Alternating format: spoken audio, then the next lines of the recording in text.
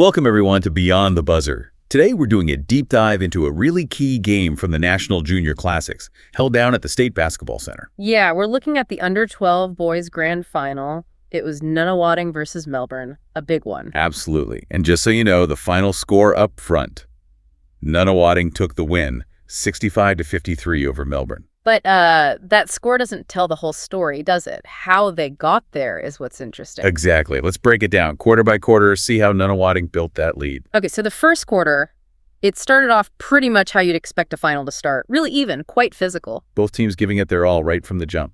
For Melbourne, you had players like Dillon, Sue, and Clark really keeping things level early on, making big plays. Right, and Nunawading had answers.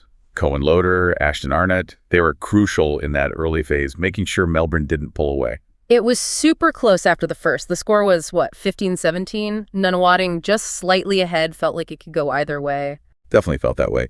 But then, the second quarter happened, and this is where the game really turned. Oh, absolutely. This is where Nunawading just, they exploded. They completely took over. You could almost feel it courtside, that shift in momentum. They outscored Melbourne massively, right? Yeah, 24-7 in that quarter. That's a huge run in an under-12s game. Just dominant. And it wasn't just one guy. No, not at all. Cohen Loader, he really went off, found his scoring touch.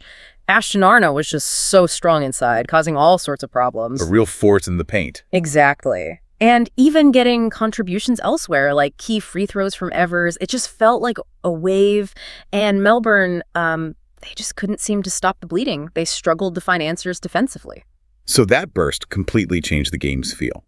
Heading into halftime, Nunawading suddenly got this big cushion. Yep, 39-24 at the half. Nunawading really, turned up the heat in that second period. They didn't just play well, they kind of imposed their style. Okay, so third quarter. Melbourne's down, but you wouldn't expect them to just fold. And they didn't. Credit to them, they came out fighting. Tried to make a push. We saw Probashevich hit a three, trying to spurk something. C and Dillon kept battling too. For sure. They continued to work hard, showing that resilience you need.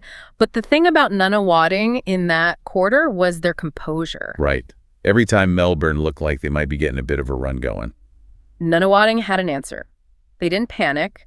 Loader, Arnott, and Reilly did a really good job managing the game, controlling the tempo. They didn't let Melbourne get on a roll. And Nunawading actually won that quarter too, didn't they? 13-8. That's tough for the team trying to come back. Yeah, extending the lead even slightly when you're already up big is psychologically huge. It kept Melbourne at bay. So moving into the fourth, Nunawading's basically in control, just needed to close it out. Pretty much.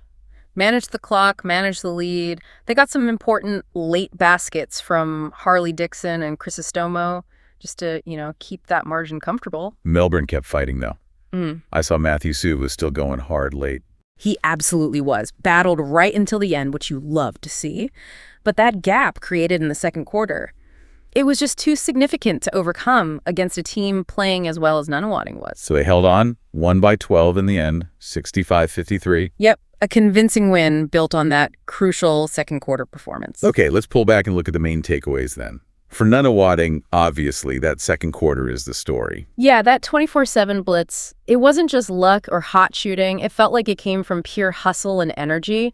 They seemed quicker, more aggressive on defense and on the boards during that stretch. And the scoring wasn't just one person. You mentioned Loader, Arnott, Reilly. Yeah. How important was that balance? Oh, it's massive. When you have multiple threats, the defense can't just focus on shutting down one player. It makes you unpredictable. Nunawading spread the load really well. And controlling rebounds, dictating pace. That helped them stay composed later, too. Definitely. Controlling the boards stops the other team getting easy second chances. And it lets you decide whether to push the break or, slow it down and run your offense. They manage that well, especially under Melbourne's third quarter pressure. Okay, flip side. For Melbourne, what are the lessons? That tough second quarter, obviously. Only scoring 7 points is brutal. Yeah, that's the big one. They'll look back at that period. Maybe some issues with foul trouble came into play too, trying to contain Nunawading's attack, and perhaps some struggles with defensive rotations against Nunawading's ball movement.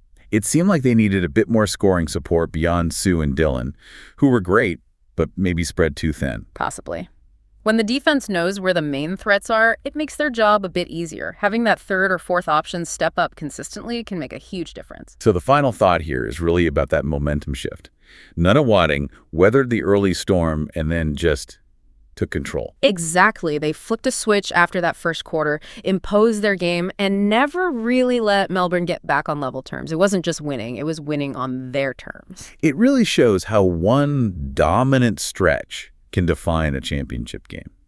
Great breakdown. Thanks for joining us for this deep dive. My pleasure. And it definitely leaves you thinking, doesn't it? When a team explodes like that in one quarter, how much of that is pure strategy versus just sheer effort and intensity? And maybe more importantly, how do you actually stop a team once they catch fire like that? Something to ponder.